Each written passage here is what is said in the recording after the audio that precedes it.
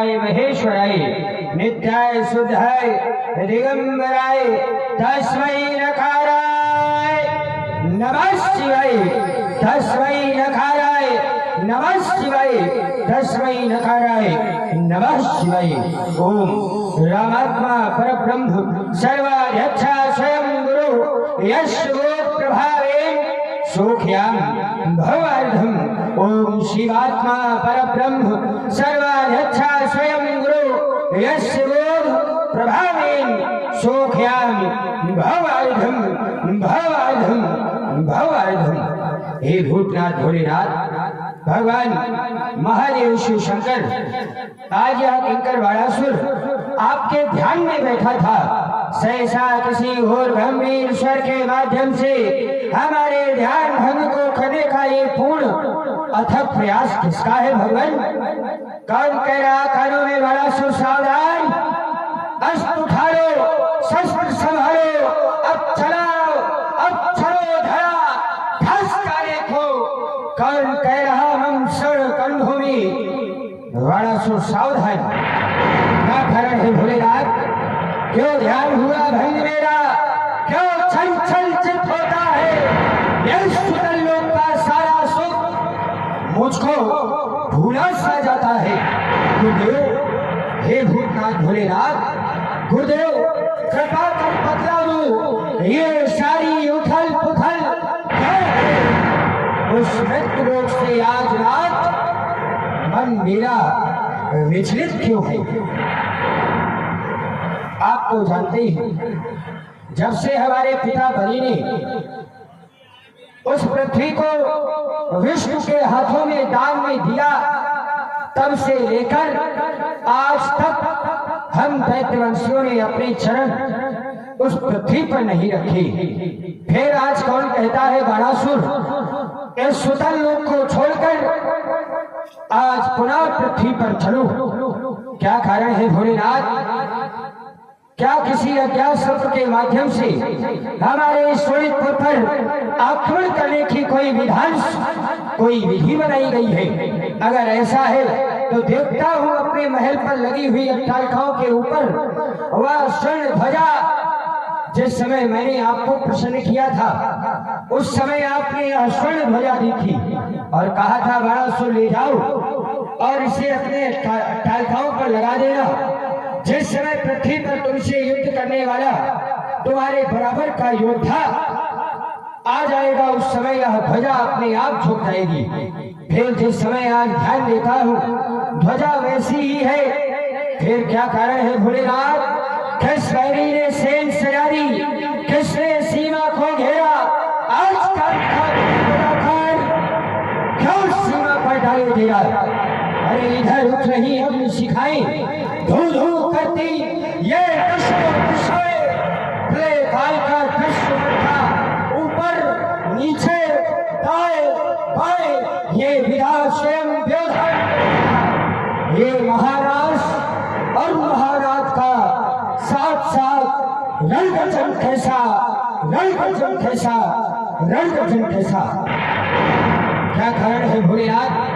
हे भक्तों के भोले रसाल, हे कालों के भी महाकाल, कर्मे त्रिशूल डमरू विशाल, भम भम भम भंकार फलफलेश।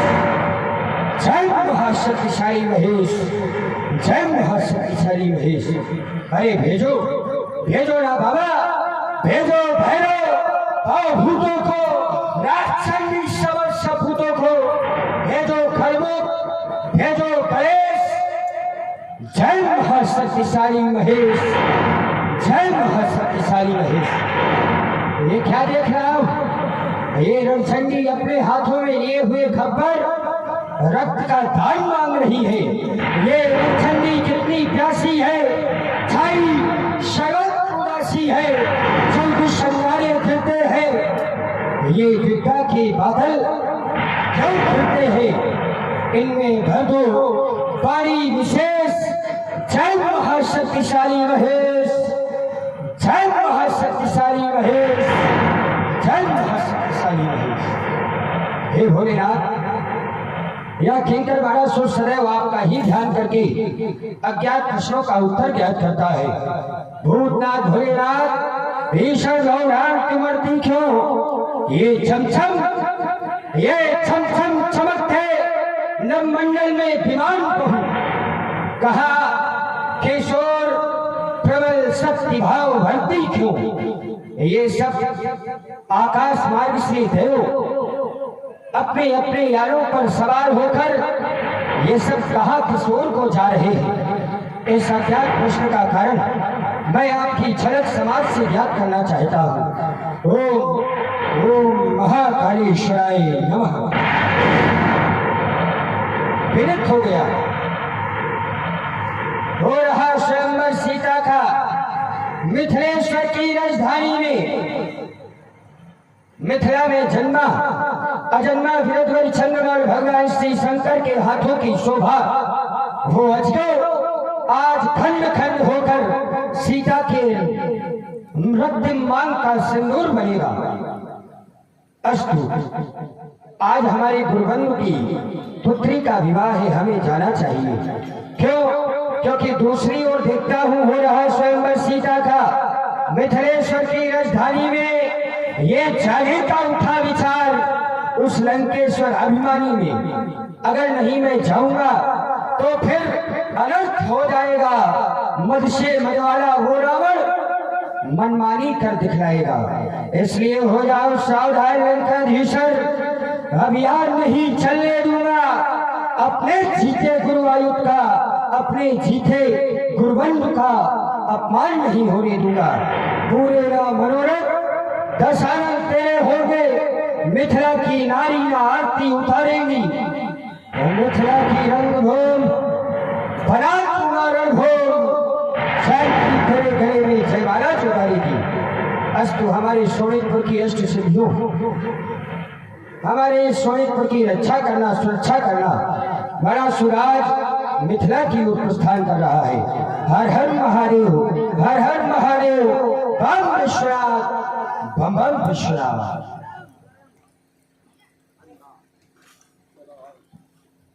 भगवान श्री महादेव के हाथों की शोभा पूज्य सर्वप्रथम यह बल तरह बाणासुर राम को प्रणाम करता है। देख रहा हूं मिथिला की भव्यता को, सुंदरता को। बड़ी ही सुंदर रचना राजा जनक के द्वारा की गई है